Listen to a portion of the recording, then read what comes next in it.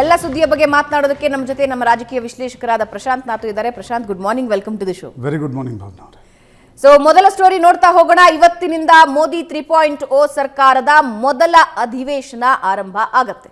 ಮೋದಿ ಜೊತೆಗೆ ನೂತನ ಸಂಸದರಿಂದ ಪ್ರಮಾಣ ವಚನ. ಸ್ಪೀಕರ್ ಆಯ್ಕೆಯೇ ಈಗ ಕುತೂಹಲ ಮೂಡಿಸ್ತಾ ಇದೆ. ಇನ್ನು ಬಜೆಟ್ಗೂ ಸಿದ್ಧತೆ. ಇವತ್ತಿನಿಂದ ಜುಲೈ 3ರವರೆಗೆ 18ನೇ ಲೋಕಸಭೆ ಕಲಾಪ. ಮೊದಲ 2 ದಿನ ನೂತನ ಸಂಸದರ ಪ್ರಮಾಣ ವಚನ ಇರುತ್ತೆ. ಇವತ್ತು ಮೋದಿ, ಸಚಿವರು ಸೇರಿದಂತೆ 280 ಸಂಸದರ ಪ್ರಮಾಣ ವಚನ ಇರುತ್ತೆ. ಲೋಕಸಭೆಯ ಹಂಗಾಮಿ ಸ್ಪೀಕರ್ ಪ್ರಮಾಣ ವಚನ ಬೋಧಿಸ್ತಾರೆ. ಸಂಸದರಿಗೆ ಪ್ರಮಾಣ ವಚನ ಬೋಧಿಸಿದ ನಂತರ ಜೂನ್ 26ಕ್ಕೆ ಲೋಕಸಭೆ ಸ್ಪೀಕರ್ ಆಯ್ಕೆಯ ಕಸರತ್ತು ನಡೆಯುತ್ತೆ. ಸ್ಪೀಕರ್ ಸ್ಥಾನದ ಮೇಲೆ ಟಿಡಿಪಿ, ಜೆಡಿಯು ನಾಯಕರು ಕಣ್ಣಿಟ್ಟಿದ್ದಾರೆ. ಬಿಜೆಪಿ ಅಭ್ಯರ್ಥಿಯನ್ನೇ ಸ್ಪೀಕರ್ ಮಾಡಬೇಕು ಅಂತ ಮೋದಿ ಟೀಮ್ ರೆಡಿ ಮಾಡಿಕೊಂಡಿದ್ದಾರೆ. ಆದರೆ ಟಿಡಿಪಿ ಮತ್ತೆ ಜೆಡಿಯು ಇದರ ಬಗ್ಗೆ ಕಣ್ಣಿಟ್ಟಿದೆ. ಜೂನ್ 27ನೇ ತಾರೀಕು ಉಭಯ ಸದನ ಉದ್ದೇಶಿಸಿ ರಾಷ್ಟ್ರಪತಿ ಭಾಷಣ ಮಾಡೋರಿದ್ದಾರೆ. ರಾಷ್ಟ್ರಪತಿ ಭಾಷಣದ ಮೇಲಿನ ವಂದನಾ ನಿರ್ಣಯದ ಜೊತೆಗೆ ಸದನದಲ್ಲಿ ಪ್ರಧಾನಿ ಮೋದಿ ಉತ್ತರ ಕೊಡ್ತಾರೆ. ಮೋದಿ ಸರ್ಕಾರದ ಕಟ್ ಹಾಕೋದಕ್ಕೆ ವಿಪಕ್ಷ ನಾಯಕರು ಈಗಾಗಲೇ ರೆಡಿ ಆಗಿದ್ದಾರೆ. ಕಳೆದ 2 ಬಾರಿಯ ಸರ್ಕಾರಕ್ಕಿಂತ ಈ ಬಾರಿಯ ಸರ್ಕಾರ ಇಂಟ್ರೆಸ್ಟಿಂಗ್ ಅಂತ ಅನ್ನಿಸ್ಕೊಳ್ಳುತ್ತೆ. ವಿಪಕ್ಷಗಳು ಬಲವಾಗಿವೆ. ಇದರ ಜೊತೆಗೆ ಮೈತ್ರಿ ಸರ್ಕಾರ. ಈ ಬಾರಿ ನೆಟ್ ಮತ್ತು ನೀಟ್ ಎಕ್ಸಾಮ್ ಗೋಲ್ಮಾಲ್ ಒಂದು ದೊಡ್ಡ ಅಸ್ತ್ರ ವಿಪಕ್ಷಗಳ ಪಾಲಿಗೆ. ಈ ಬಾರಿಯ ಅಧಿವೇಶನ ಇಂಟ್ರೆಸ್ಟಿಂಗ್ ಅಂತ ಅನ್ಸ್ಕೊಳ್ಳುತ್ತೆ. ಪ್ರಶಾಂತ್, ಕಳೆದ 2 ಬಾರಿಗಿಂತ ಈ ಬಾರಿಯ ಅಧಿವೇಶನಗಳು ಬಹಳ ಕುತೂಹಲ ಇರುತ್ತೆ. ವಿಪಕ್ಷಗಳು ಅನ್ನೋದು ಕೂಡ, ಜೊತೆಗೆ ಮೈತ್ರಿ ಸರ್ಕಾರ ಅನ್ನೋ ಕಾರಣಕ್ಕೆ. 16 ಮತ್ತು 17ನೇ ಲೋಕಸಭೆಯಲ್ಲಿ ವಿಪಕ್ಷಗಳ ಬಳಿ ಆ ಒಂದು ಸ್ಟ್ರೆಂತ್ ಇರಲಿಲ್ಲ. ರಾಜ್ಯಸಭೆಯಲ್ಲಿತ್ತು, ಬಟ್ ಲೋಕಸಭೆಯಲ್ಲಿರಲಿಲ್ಲ. ಹೀಗಾಗಿ ಸರ್ಕಾರವನ್ನು ಕಟ್ಟಿ ಹಾಕ್ತಕ್ಕಂಥ ಪ್ರಯತ್ನಕ್ಕಿಂತ ತನಗೇನು ಬೇಕೋ ಅದನ್ನು ಸರ್ಕಾರ ಮಾಡ್ತಾ ಹೋಗ್ತಾ ಇತ್ತು. ಆದರೆ 18ನೇ ಲೋಕಸಭೆ ಹಾಗಲ್ಲ. 18ನೇ ಲೋಕಸಭೆಯಲ್ಲಿ ಬಿ ಜೆ ಪಿಗೂ ಸ್ಪಷ್ಟ ಬಹುಮತ ಇಲ್ಲ. ಮಿತ್ರ ಪಕ್ಷಗಳನ್ನು ಕಟ್ಕೊಂಡು ಸಮ್ಮಿಶ್ರ ಸರ್ಕಾರವನ್ನು ಬಿ ಜೆ ಪಿ ರಚಿಸಿದೆ. ನೋ ಡೌಟ್ 240 ಸಂಸದರನ್ನು ಬಿ ಜೆ ಪಿ ಹೊಂದಿದೆ. ಆದರೆ 16 ಮತ್ತು 17ನೇ ಲೋಕಸಭೆಯಲ್ಲಿ ಕಾಂಗ್ರೆಸ್ನ ಸಂಖ್ಯೆಗಳು 45 ಮತ್ತು 52 ಇದ್ವು. ಈ ಬಾರಿ ಕಾಂಗ್ರೆಸ್ನ 99 ಸಂಸದರಿದ್ದಾರೆ. ಅಂದರೆ ನಿಮ್ಮ ವಿಪಕ್ಷಗಳ ಸಾಲು ಪೂರ್ತಿ ಕಾಂಗ್ರೆಸ್ನ ಸಂಸದರು ಇರ್ತಾರೆ. ಕಳೆದ ಬಾರಿ ಹಾಗಿರಲಿಲ್ಲ. ಹೀಗಾಗಿ ಒಂದು ರಿಸರ್ಜೆಂಟ್ ವಿಪಕ್ಷವನ್ನು ಎದುರಿಸ್ತಕ್ಕಂಥ ಒಂದು ಪರಿಸ್ಥಿತಿಯಲ್ಲಿ ಸರ್ಕಾರ ಇದೆ ಅನ್ನೋದು ಸ್ಪಷ್ಟ. ಇವತ್ತು ಬೆಳಗ್ಗೆ ಭಾರತೃಹರಿ ಮೆಹತಾಬ್, ಒರಿಸ್ಸಾದ ಬಿ ಜೆ ಪಿ ಸಂಸದ, ಮೊದಲು ಬಿ ಜೆ ಡಿಯಲ್ಲಿದ್ದರು, ಈಗ ಬಿ ಜೆ ಪಿಗೆ ಬಂದಿದ್ದಾರೆ. ಕಾನ್ಸಿಕ್ಯೂಟಿವ್ 7 ಬಾರಿ ಗೆದ್ದಿದ್ದಾರೆ. 98ರಿಂದ ಹಿಡಿದು 7ನೇ ಬಾರಿ ಈಗ ಗೆದ್ದಿದ್ದಾರೆ ಅವರು. ಹೀಗಾಗಿ ಅವರನ್ನು ಪ್ರೋಟೈಮ್ ಸ್ಪೀಕರ್ ಆಗಿ ನೇಮಿಸಲಾಗಿದೆ. ಅವರು ಬೆಳಗ್ಗೆ 10 ಗಂಟೆಗೆ ರಾಷ್ಟ್ರಪತಿ ಭವನದಲ್ಲಿ ಅವರಿಗೆ ಹಂಗಾಮಿ ಸ್ಪೀಕರ್ ಆಗಿ ಪ್ರಮಾಣ ವಚನವನ್ನು ಬೋಧಿಸಲಾಗತ್ತೆ. ನಂತರ ಅವರು ಲೋಕಸಭೆಗೆ ಬಂದು 11 ಗಂಟೆಗೆ ಸದನವನ್ನು ಕರೀತಾರೆ.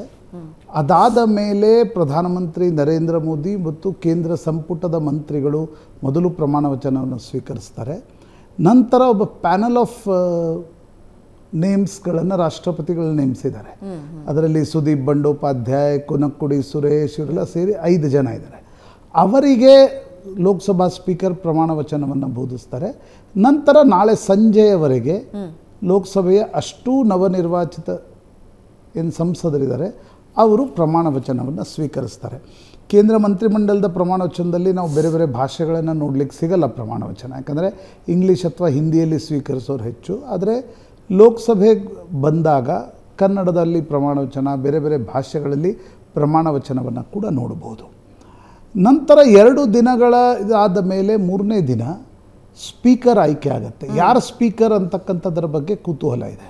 ಈಗ ಹಂಗಾಮಿ ಸ್ಪೀಕರ್ ಆಗಿ ಭರ್ತೃಹರಿ ಮೆಹತಾಬ್ರನ್ನು ನೇಮಿಸಿರುವ ಹಾಗೆ ಅವರನ್ನೇ ಲೋಕಸಭಾ ಸ್ಪೀಕರ್ ಆಗಿ ಕಂಟಿನ್ಯೂ ಮಾಡ್ತಾರಾ ಅಥವಾ ಬೇರೆ ಯಾವುದಾದ್ರೂ ಹೆಸರನ್ನು ತರ್ತಾರಾ ಅಂತಕ್ಕಂಥದ್ರ ಬಗ್ಗೆ ಒಂದು ಕುತೂಹಲ ಇದೆ. ಪ್ರಾಯಶಃ ನಾಳೆ ಸಂಜೆ ಹೊತ್ತಿಗೆ ಒಂದು ಕ್ಲಿಯರ್ ಪಿಕ್ಚರ್ ದೊರಕಬಹುದು ಅಂತ ಅನ್ಸುತ್ತೆ. ಮೊದಲೆಲ್ಲ T D P, J D ಯುದಿರ್ತಾರೆ ಸ್ಪೀಕರ್ ಅಂತಕ್ಕಂಥದ್ದನ್ನು ಹೇಳಲಾಗ್ತಾಯಿತ್ತು. ಆದರೆ ಅದಕ್ಕೆ ಬಿ ಜೆ ಪಿ ಒಪ್ಪಿಲ್ಲ. ರಾಷ್ಟ್ರೀಯ ಪಕ್ಷದ ಸ್ಪೀಕರೇ ಇರಬೇಕು ಅಂತಕ್ಕಂಥದ್ದು ನಿರ್ಣಯ ಆಗಿದೆ. ಹೀಗಾಗಿ ಬಿ ಜೆ ಪಿಯಿಂದ ಸ್ಪೀಕರ್ ಇರ್ತಾರೆ, ಮಿತ್ರ ಪಕ್ಷಗಳಿಂದ ಒಬ್ಬ ಡೆಪ್ಯೂಟಿ ಸ್ಪೀಕರ್ ಇರ್ತಾರೆ ಅಂತಕ್ಕಂಥದ್ದನ್ನು ಹೇಳಲಾಗಿದೆ. ನಂತರ 26ಕ್ಕೆ ಬೆಳಗ್ಗೆ 18ನೇ ಲೋಕಸಭೆಯನ್ನು ಉದ್ದೇಶಿಸಿ ರಾಷ್ಟ್ರಪತಿ ದ್ರೌಪದಿ ಮುರ್ಮು ಭಾಷಣವನ್ನು ಮಾಡ್ತಾರೆ. ಅದಾದ ಮೇಲೆ 27ರಿಂದ ಸತತವಾಗಿ ರಾಷ್ಟ್ರಪತಿ ಭಾಷಣದ ವಂದನೆಯ ಮೇಲಿನ ಚರ್ಚೆ ನಡೆಯುತ್ತೆ.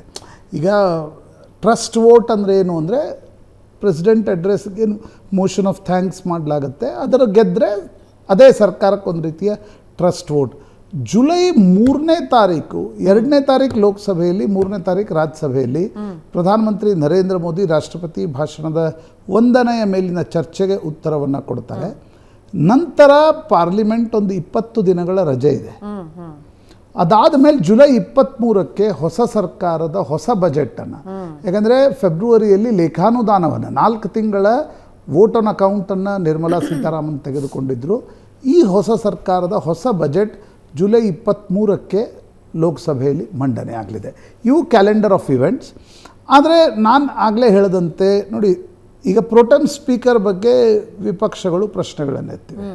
ಕುನಕುಡಿ ಸುರೇಶ್ 8ನೇ ಬಾರಿ MP ಇದ್ದಾರೆ.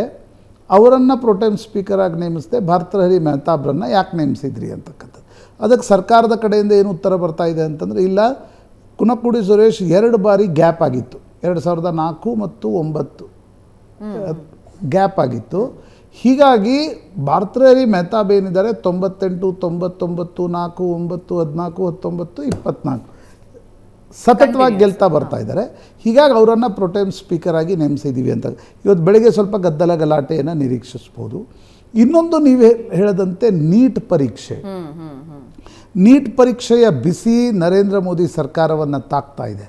ನಿನ್ನೆಷ್ಟೇ NTA ಚೀಫನ್ನು ಬಿಡುಗಡೆಗೊಳಿಸಿ ಹೊಸ NTA ಚೀಫನ್ನು ತರಲಾಗಿದೆ, ನ್ಯಾಷನಲ್ ಟೆಸ್ಟಿಂಗ್ ಏಜೆನ್ಸಿದು. ಹೀಗಾಗಿ ವಿಪಕ್ಷಗಳು ಸರ್ಕಾರದ ಮೇಲೆ ಒಂದು ರೀತಿಯಾಗಿರ್ತಕ್ಕಂಥ ಒತ್ತಡವನ್ನು ನೀಟ್ ಪರೀಕ್ಷೆಗೆ ಸಂಬಂಧಪಟ್ಟಂತೆ ಹೇರುವ ಸಾಧ್ಯತೆಗಳಿವೆ. ಈಗ ಪ್ರಮಾಣ ವಚನವನ್ನು ಸ್ವೀಕರಿಸುವವರೇ ಕಾಯ್ತಾರ ಅಥವಾ ಇವತ್ತಿನಿಂದಲೇ ಗದ್ದಲ ಗಲಾಟೆಗಳು ಆರಂಭ ಆಗ್ತಾವ ಅಂತಕ್ಕಂಥದ್ದನ್ನು ನೋಡಬೇಕಾಗತ್ತೆ. ಬಟ್ ಇಡೀ ಈ 18ನೇ ಲೋಕಸಭೆ ವಿಲ್ ಬಿ ವೆರಿ ಇಂಟ್ರೆಸ್ಟಿಂಗ್. ಕಾರಣ ಇಷ್ಟೇ ಭಾವನಾ, ನೋಡಿ 1984ರಲ್ಲಿ ಇಂದಿರಾ ಗಾಂಧಿ ಹತ್ಯೆಯ ನಂತರ ರಾಜೀವ್ ಗಾಂಧಿ ಪ್ರಧಾನಿ ಆದಾಗ 414 ಸೀಟ್ ಬಂದಿತ್ತು. ಮೊದಲ 3 ವರ್ಷ ವಿಪಕ್ಷಗಳ ಬಳಿ ವಿಷಯ ಇರಲಿಲ್ಲ. 87ರಲ್ಲಿ ಬೊಫೋರ್ಸ್ ಬಂತು. ಅದಾದ ಬೊಫೋರ್ಸ್ನ ನಂತರದ ದಿನಗಳಲ್ಲಿ ನಾವು JPC ಬೇಕು ಅಂತಕ್ಕಂಥದ್ದಿರ್ಬೋದು, ಸಾಕಷ್ಟು ಗದ್ದಲ ಗಲಾಟೆಯನ್ನು ವಿಪಕ್ಷಗಳು ಮಾಡಿದ್ವು. ನರಸಿಂಹರಾವ್ ಸಂದರ್ಭದಲ್ಲೂ ನೋಡಿದ್ದೀವಿ. ಈ ಹರ್ಷದ್ ಮೆಹ್ತಾ, ದಲಾಲ್ ಸ್ಟ್ರೀಟ್ ಪ್ರಕರಣ, JMM ಹಗರಣ, ಸೆಂಟ್ ಕಿಟ್ಸ್ ಹಗರಣ, ಈ ಎಲ್ಲ ವಿಷಯಗಳನ್ನ ಇಟ್ಕೊಂಡು ವಿಪಕ್ಷಗಳು ಒಂದು ಆಕ್ರಮಣಕಾರಿ ಮೂಡ್ನಲ್ಲಿದ್ವು. ವಾಜಪೇಯಿ ಸರ್ಕಾರದ ಸಂದರ್ಭದಲ್ಲೂ ತೆಹಲ್ಕಾ ಸ್ಕ್ಯಾಮ್, ಕಾಫಿನ್ ಸ್ಕ್ಯಾಮ್, ಶವಪೆಟ್ಟಿಗೆ ಹಗರಣ, ಇವುಗಳನ್ನ ಇಟ್ಕೊಂಡು ಸರ್ಕಾರಗಳಿದ್ವು. UPA 2 ಅವಧಿಯಲ್ಲಂತರೂ ಇತ್ತೀಚಿನ ದಿನಗಳಲ್ಲಿ ನಾವು ನೋಡಿರ್ತಕ್ಕಂಥ UPA 2ದಲ್ಲಿ ಹಗರಣಗಳ ಮೇಲೆ ಹಗರಣಗಳು ಬಂದವು, ವಿಪಕ್ಷಗಳು ಆಕ್ರಮಣಕಾರಿಯಾಗಿದ್ವು. ಆದರೆ ಕಳೆದ 10 ವರ್ಷಗಳಲ್ಲಿ ವಿಪಕ್ಷಗಳು ಆಕ್ರಮಣಕಾರಿ TVಯಲ್ಲಿದ್ವು, ರಾಜ್ಯಸಭೆಯಲ್ಲಿದ್ವು. ಆದರೆ ಲೋಕಸಭೆಯಲ್ಲಿ ವಿಪಕ್ಷಗಳಿಗೆ ಆ ಒಂದು ಮೈಟ್ ಇರಲಿಲ್ಲ. ಸರ್ಕಾರದ ಬಳಿ ಒಂದು ಭರ್ಜರಿ ಬಹುಮತ ಇತ್ತು. ಆದರೆ ಈ ಬಾರಿ ಸರ್ಕಾರದ ಸೀಟ್ಗಳ ಸಂಖ್ಯೆ ಕಡಿಮೆ ಆಗಿದೆ. ಸರ್ಕಾರ ರಚನೆ ಆಗಿದೆ, ಸೀಟ್ಗಳ ಸಂಖ್ಯೆ ಕಡಿಮೆ ಆಗಿದೆ. ಇನ್ನೊಂದು ಕಡೆ ಕಾಂಗ್ರೆಸ್ 99 ಸೀಟ್ ಇದೆ. ಅಖಿಲೇಶ್ ಯಾದವ್ ಉತ್ತರ ಪ್ರದೇಶದಲ್ಲಿ, ಮಮತಾ ಬ್ಯಾನರ್ಜಿ ಪಶ್ಚಿಮ ಬಂಗಾಳದಲ್ಲಿ, ಮಹಾರಾಷ್ಟ್ರದಲ್ಲಿ ಶರದ್ ಪವಾರ್ ಮತ್ತು ಉದ್ಧವ್ ಠಾಕ್ರೆ ಒಂದು ಒಳ್ಳೆಯ ಪರ್ಫಾರ್ಮೆನ್ಸನ್ನು ತೆಗೆದುಕೊಂಡು ಲೋಕಸಭೆಗೆ ಅವರು ಸಂಸದರು ಬರ್ತಾ ಇದ್ದಾರೆ. ಸೊ ನ್ಯಾಚುರಲಿ ಮಹಾರಾಷ್ಟ್ರದಲ್ಲಿ ಇಲೆಕ್ಷನ್ಸ್ ಇವೆ, ಪ್ಲೇಯಿಂಗ್ ಟು ದ ಗ್ಯಾಲರಿ ಇಲ್ಲಿ ಹಾಗೇ ಆಗುತ್ತೆ. ಯಾಕಂದರೆ ಚುನಾವಣೆಗಳು ಬಂದಾಗ ಮತ್ತು ಸರ್ಕಾರಕ್ಕೆ ಮೊದಲ ಬಾರಿ ಚಾಟಿ ಬೀಸ್ತಕ್ಕಂಥ ಸ್ಥಿತಿಯಲ್ಲಿ ವಿಪಕ್ಷಗಳು ಇವೆ. That is good for democracy. ಆದರೆ ನರೇಂದ್ರ ಮೋದಿ ಸರ್ಕಾರ 10 ವರ್ಷಗಳ ಕಾಲ ಒಂದು ಫ್ರೀ ರನ್ ಏನು ಲೋಕಸಭೆಯಲ್ಲಿ ಅನುಭವಿಸ್ತಾ ಇತ್ತು, ಎದುರಿಸ್ತಾ ಇತ್ತು, ವಿಜೃಂಭಿಸ್ತಾ ಇತ್ತು, ಅದಕ್ಕೆ ವಿಪಕ್ಷಗಳು ಎಷ್ಟರ ಮಟ್ಟಿಗೆ ಬ್ರೇಕ್ ಹಾಕ್ತವೆ ಅಂತಕ್ಕಂಥದ್ದನ್ನು ನಾವು ನೋಡಬೇಕು. ಯಾಕಂದರೆ ಸರ್ಕಾರ ಒಂದು ರೀತಿ ಏನು ಮಾಡಿದರೂ ಲೋಕಸಭೆಯಲ್ಲಿ ಸರ್ಕಾರದ್ದೇ ನಡೀತಾ ಇತ್ತು. ಆದರೆ ಈಗ ವಿಪಕ್ಷಗಳಿವೆ, ಮಿತ್ರ ಪಕ್ಷಗಳಿವೆ, ಇವುಗಳನ್ನು ಕರೆದುಕೊಂಡು ನರೇಂದ್ರ ಮೋದಿ ಸರ್ಕಾರ ಹೇಗೆ ಕೆಲಸ ನಿರ್ವಹಿಸುತ್ತೆ, that is interesting to see ಅನ್ಸತ್ತೆ. ಒಂದು ಹೊಸ ಮೋಡ್ ಅಂತಾರಲ್ಲ, ಹೊಸ ಕವಲು ದಾರಿಯಲ್ಲಿ ಭಾರತದ 10 ವರ್ಷಗಳ ಕಾಲ ಒಂದು ಬೇರೆ ದಾರಿ ಇತ್ತು. 10 ವರ್ಷಗಳ ನಂತರ ಒಂದು ಹೊಸ ಕವಲು ಒಡೆದಿದೆ. ಆ ಕವಲು ಎಲ್ಲಿಗೆ ಭಾರತದ ಪ್ರಜಾಪ್ರಭುತ್ವವನ್ನು ತೆಗೆದುಕೊಂಡು ಹೋಗುತ್ತೆ. These are all science of maturity for Indian democracy. ಅನೇಕರಿಗೆ ಈಗ BJPಯ ಅನೇಕ ಬೆಂಬಲಿಗರಿಗೆ ಒಂದು ತಿಂಗಳಿಂದ ಮಂಕಾಗಿದ್ದಾರೆ. ಕಾಂಗ್ರೆಸ್ನ ಬೆಂಬಲಿಗರು ಒಂದು ರೀತಿ ರಿಸರ್ಜೆಂಟ್ ಆಗಿದ್ದಾರೆ. ಇದು ಪಾರ್ಟ್ ಆಫ್ ಡೆಮೋಕ್ರೆಟಿಕ್ ಪ್ರೊಸೆಸ್.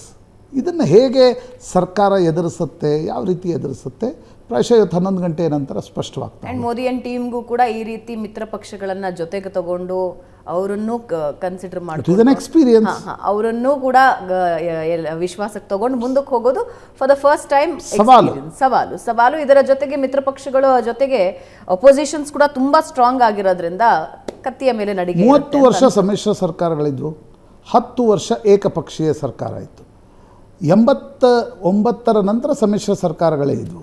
ಹೀಗಾಗಿ ಯಾರೇ ಪ್ರಧಾನಮಂತ್ರಿ ಆದರೂ ಅವರನ್ನು ತೆಗೆದುಕೊಂಡು ಹೋಗ್ತಕ್ಕಂಥ ಅನಿವಾರ್ಯತೆ ಇತ್ತು. ಕಳೆದ 10 ವರ್ಷಗಳಲ್ಲಿ ನನಗೇನನ್ಸುತ್ತೆ, ಸರಿ ಈಗ 30-32 ಸೀಟ್ BJP ಕಡಿಮೆ ಇದೆ, ನರೇಂದ್ರ ಮೋದಿ ಏನೋ ವೀಕಾಗಿ ಕೆಲಸ ನಿರ್ವಹಿಸ್ತಾರೆ ಅಂತ ಅನ್ನಿಸ್ತಲ್ಲ, ಅವ್ರು ಜಾಯಮಾನ ಅದಲ್ಲ. ಆದರೆ ಇಂಪಾರ್ಟೆಂಟ್ ಬಿಲ್ಗಳು ಬಂದಾಗ ಹೇಗೆ ಮಿತ್ರ ಪಕ್ಷಗಳನ್ನು ವಿಶ್ವಾಸಕ್ಕೆ ತೆಗೆದುಕೊಳ್ತವೆ, ಮಿತ್ರ ಪಕ್ಷಗಳು ಹೆಂಗೆ ಯಾವುದೇ ರಾದ್ಧಾಂತ ಆಗದಂತೆ, ಯಾವುದೇ ರೀತಿಯ ಒಡಕು ಹೊರಗೆ ಕಾಣಿಸದಂತೆ ಸರ್ಕಾರ ಹೇಗೆ ಕೆಲಸ ನಿರ್ವಹಿಸುತ್ತೆ. Very interesting to watch. ಈ ಬಾರಿಯ ಅಧಿವೇಶನ ಬಹಳ ಇಂಟ್ರೆಸ್ಟಿಂಗ್ ಇರುತ್ತೆ.